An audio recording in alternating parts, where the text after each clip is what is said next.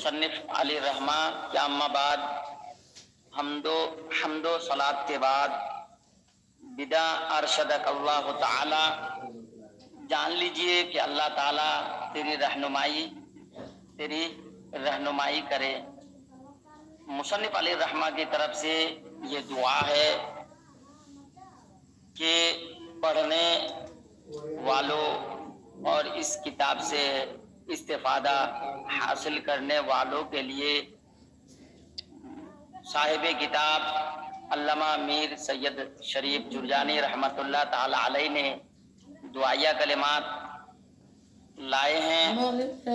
تمہیدی کلمات سے پہلے ارشدک اللہ تعالی، اللہ تعالیٰ تیری رہنمائی کرے۔ اس میں جو پریشانیاں دقتیں سامنے آئے اللہ عز و جل وہ رفع و دفع فرمائے۔ اس کے بعد فرماتے ہیں کہ ای مختصرست، کہ یہ سے مراد یہ نحمیر صاحب کتاب فرماتے ہیں یہ نحمیر کتاب مختصر ہے۔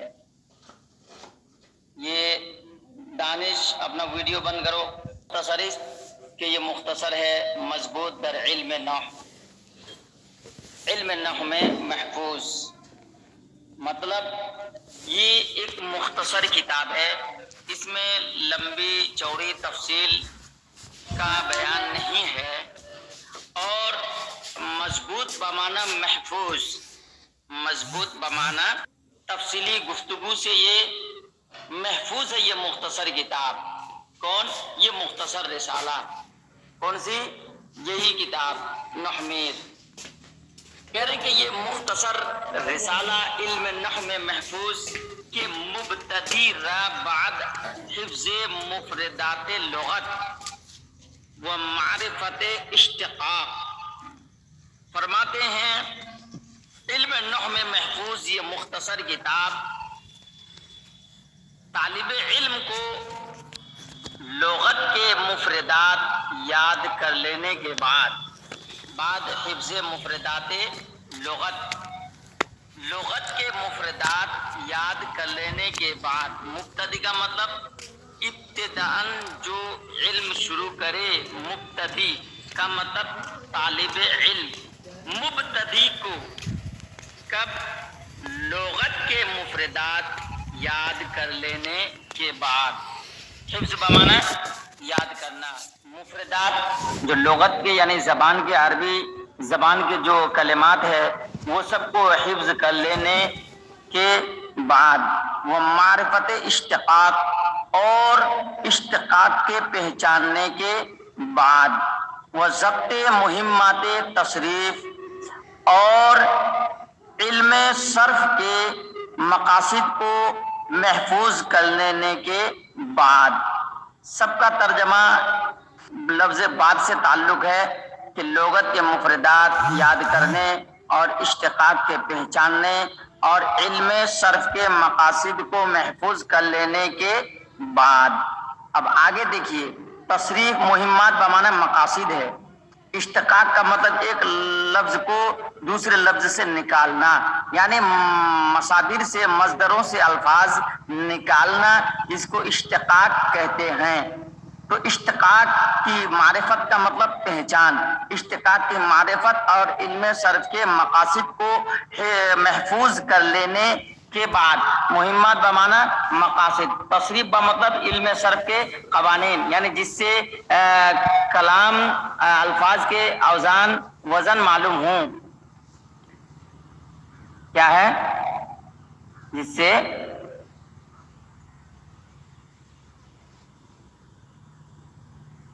بآسانی بکیفیت ترکیب عربی رہنمایت۔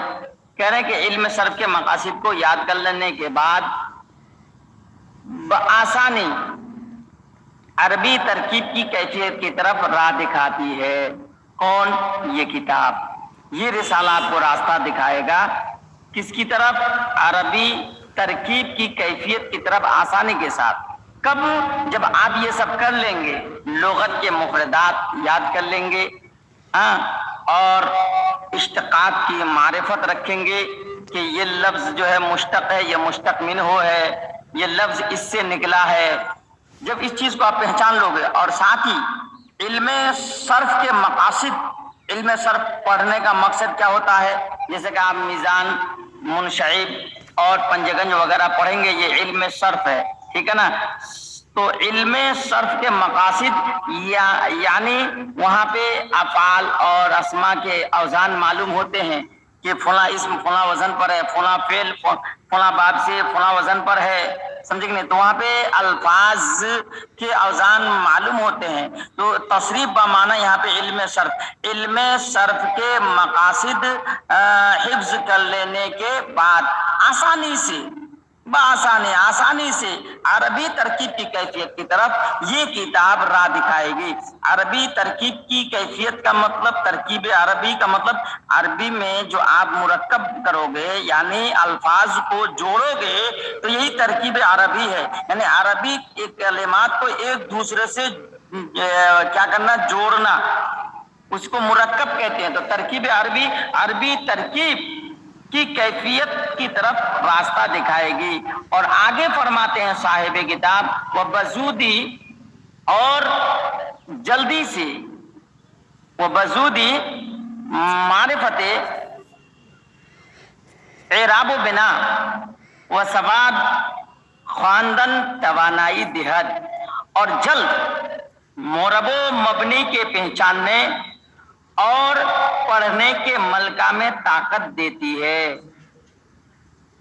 سمجھے کہ نہیں؟ یہ کتاب ایک ایسی کتاب ہے کہ ان چیزوں کو یاد کر لینے، حفظ کر لینے، محفوظ کر لینے کے بعد عربی ترکیب کی کیفیت کی طرف آپ کو راستہ دکھائے گی، اور جلد جو ہے مورب و مبنی کے پہچاننے اور پڑھنے کے ملکہ میں طاقت دے گی۔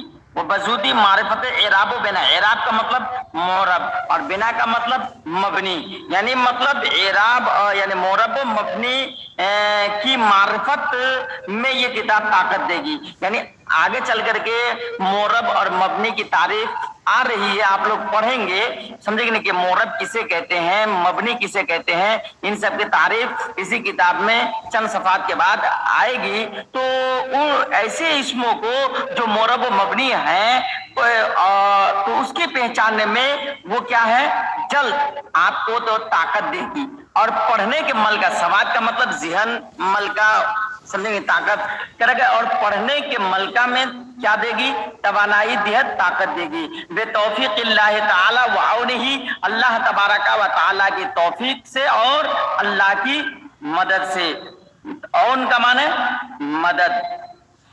تو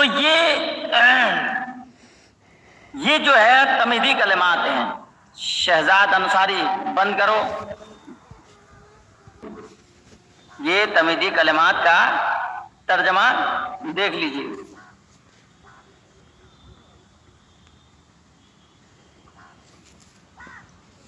فرماتے ہیں کہ یہ مختصر کتاب ہے، علم نحو میں مضبوط محفوظ، کہ مبتدرہ بعد حفظ مفردات لغت و معرفت اشتقاق، یہ ایم ڈی شمشاد 21/14 یاد کر لینے کے بعد، اور اشتقاق کی معرفت کے بعد، اور علم صرف کے مقاصد کو پہچاننے، ضبط کرنے کے بعد بآسانی بکیفیت ترکیب عربی رہنمایت، آسانی کے ساتھ، سمجھے کہ نہیں، عربی ترکیب کی کیفیت کی طرف راہ دکھائے گی۔ وبزودی معرفت اعراب و بنا، اور جلد مورب اور مبنی کے پہچاننے، و سواد خواندن توانائی دہت، اور پڑھنے کے ملکہ میں طاقت دے گی، اللہ تعالیٰ کی توفیق